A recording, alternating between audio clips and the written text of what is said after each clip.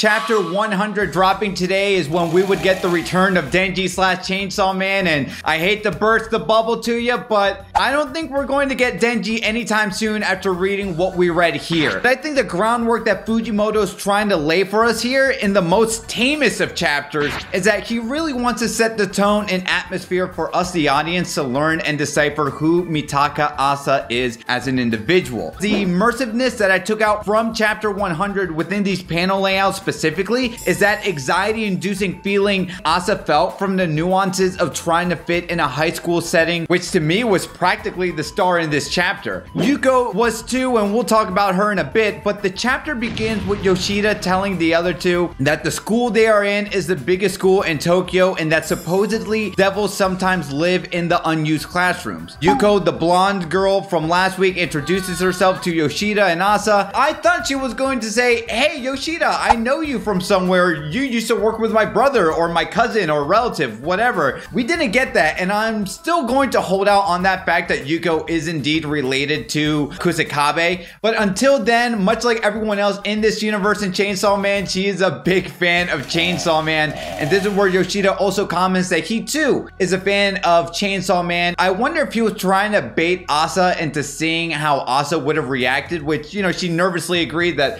hey, I'm a fan of Chainsaw Man as well. But after noticing the scars on Asa's face last week, I couldn't help but wonder if this is just him trying to bait Asa into just getting a reaction. Let me conveniently hang out with Asa as much as I can and use the excuse of us being partners in this devil hunting club to just get more info out of her. As I mentioned previously here, this is where Asa's anxiety cranks up to an 11, feeling embarrassed to be around her new teammates after the war devil tried asking Yoshida last week to be her boyfriend. After all three introduce each other and their obsession for Chainsaw Man, this is where we see Asa's fellow classmates walk past her, which freaks her out even more because of Asa accidentally taking out Bucky. And this is where it gets really messed up because the girls who walk past know Asa can overhear their conversations of them making fun of her. And there's this shot of Asa's eyes looking so terrified, I felt like I was experiencing that anxiety. Which theory time, I can't help but wonder if Fujimoto is showing us all this anxious, timid tendencies that Asa has as a character,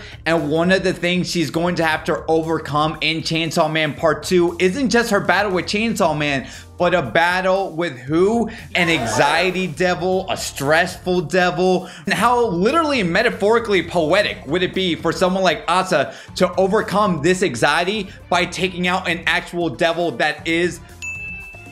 In any case, after walking past her fellow classmates, this is where Asa tells Yuko and Yoshida that she has to leave. She walks to her locker and finds that her shoes were filled with raw meat, so now she has to walk bare feet. Regardless, as much as Asa is telling everyone that this isn't a big deal, Yuko is noticing that something is not fine and already coming through as a great supporting character. She says, look, I'm gonna walk home shoeless as well. And if even this hurts, now I'm gonna give you one of my shoes so you'll only feel that pain 50% of the way. Much as Asa refuses to take Yuko's shoes, Yuko isn't having that and is like, look, if you want me to have them, then you're going to have to chase me. And this is where Fujimoto does some amazing paneling to show where walking slash running bare feet is going to hurt. But I also feel like this was also another indicator that whatever experiences that Asa and Yuko are going to do together, they're going to experience the highest of highs and the lowest of lows. Asa eventually catches up to Yuko, and when she invites her inside, she says no. And then this is where Yuko says, okay, well, now take my shoe. Now both your feet will be protected on your way home. And as Asa puts on Yuko's shoes, she realizes, or what I'm gathering here, is that her shoes does indeed fit. And although I'm sure there's going to be many people making shoe metaphors, the obvious one I'm getting out of this is